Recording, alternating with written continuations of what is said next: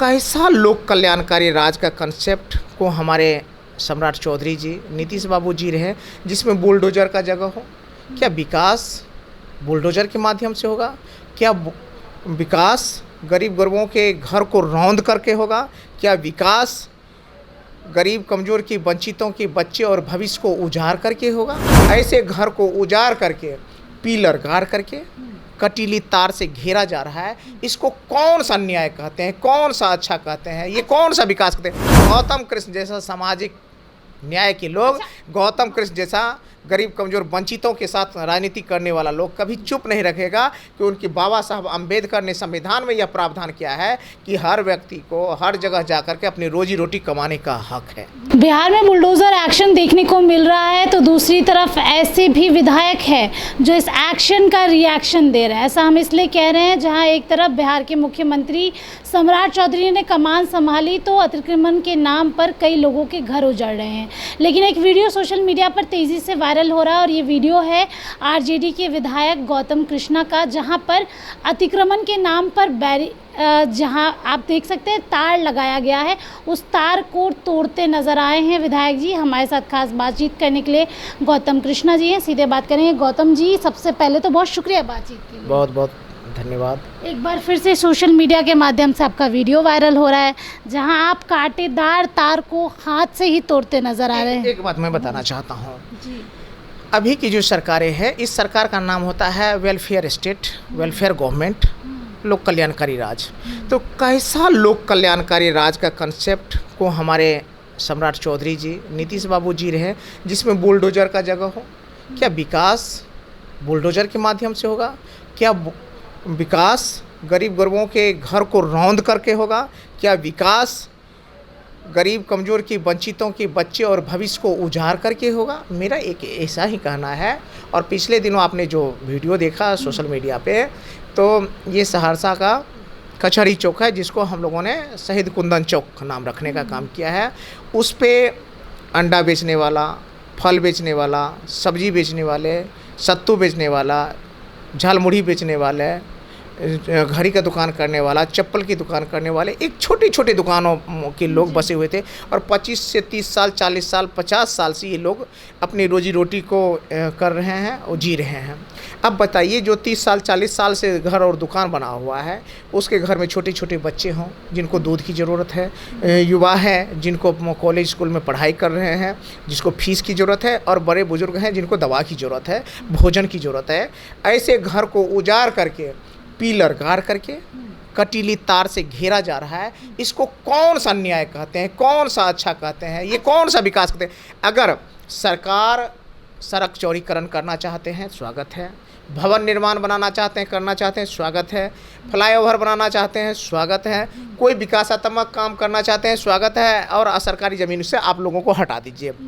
लेकिन अगर आप सबका घर रौंद करके, बुलडोजर चला करके और पिलर गाड़ कर कटीली तार से घेरिएगा, तो गौतम कृष्ण जैसा सामाजिक न्याय के लोग, गौतम कृष्ण जैसा गरीब कमज़ोर वंचितों के साथ राजनीति करने वाला लोग कभी चुप नहीं रखेगा कि उनके बाबा साहब अम्बेडकर ने संविधान में यह प्रावधान किया है कि हर व्यक्ति को हर जगह जाकर के अपनी रोजी रोटी कमाने का हक है।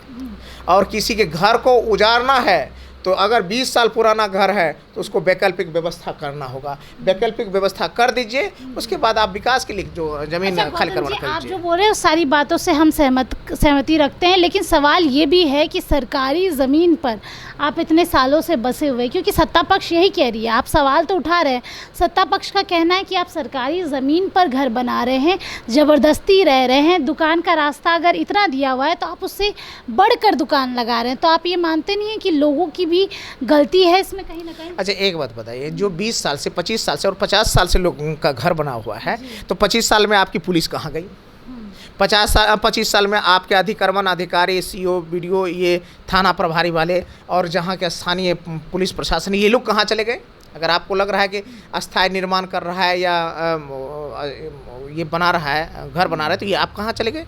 आप क्यों नहीं देखे? इसका मतलब है कि आज आपको अब हिंदू मुसलमान जगाना है। आज गरीबों के, कमज़ोर वंचितों से ज़मीन खाली करवा करके औने पौने भाग में आपको भूमाफियाओं को बेचना है। तो इसलिए आज आपको ये चला हुआ है, बुलडोजर के माध्यम से आपको नाम रोशन करना है। अरे भैया, नाम घर उजाड़ करके नहीं, घर में आग लगा करके नहीं, विकास के नाम पर भी राजनीति हो सकती है, और शांति और सुव्यवस्था के नाम पर भी राजनीति हो सकती है। आज बहन बेटियों, तोड़ने से पहले बसाना चाहिए, तोड़ने से पहले आपको बसाना होगा। कमज़ोर वंचितों को आज आपको बसा करके भी आप राजनीति कीजिए, विकास कीजिए, और वैकल्पिक व्यवस्था करके भी आप काम कीजिए। तो मेरा यही मानना है, कमज़ोर वंचितों के घर को बुलडोजर से उजाड़िए मत, उसका वैकल्पिक व्यवस्था दे करके बसा दीजिए और आप अपना काम कर लीजिए। चलिए अब चुनाव पे आ जाते हैं। बंगाल में चुनाव हो रहे हैं। आपके नेता प्रतिपक्ष बिहार के तेजस्वी यादव खूब प्रचार प्रसार कर रहे हैं ममता बनर्जी के लिए, और ऐसे में उन्होंने प्रधानमंत्री नरेंद्र मोदी पे कटाक्ष कर दिया है। कह रहे हैं कि बिहार आते हैं तो सत्तू पीते हैं और बंगाल जा रहे हैं तो झालमुड़ी खा रहे हैं। और दूसरी तरफ भारतीय जनता पार्टी वाले कह रहे हैं 4 मई को ममता दीदी साफ हो जाएगी। क्या कहना चाहेंगे? ममता दीदी पूरे देश की शेरनी है। बिहार और बंगाल की शेरनी तो है ही, पूरे देश की शेरनी है, महिला सशक्तिकरण का उदाहरण है। और उन्होंने गरीब कमज़ोर वंचितों की राजनीति किया है, और जो सरकार का मोटो है लोक कल्याण, उससे जुड़ कर के राजनीति की है। बाबा साहब अम्बेडकर के संविधान की रक्षा को लेकर राजनीति करती है, इसलिए पूंजीपतियों की राजनीति तो वो करती नहीं है। इसलिए जो लोग को लगता है पूंजीपतियों के पैसा लेकर के झाल मुड़ी खरीद रहे हैं, वो लोग 4 तारीख का इंतजार करें। 4 को ना आ रहा है तो वो इंतजार करें। ममता दीदी फिर से आएगी, और माननीय नेता तेजस्वी यादव जी जाकर के जिस तरह से प्रचार किए हैं, ममता दीदी का सीट और ज़्यादा बढ़ेगा और मजबूत बन करके फिर सत्ता में लौटेगी। चलिए, बंगाल चुनाव तो काफ़ी ज़्यादा गरमाया हुआ है। ऐसे में 4 मई को नतीजे आने हैं सेकेंड फेज़ के लिए।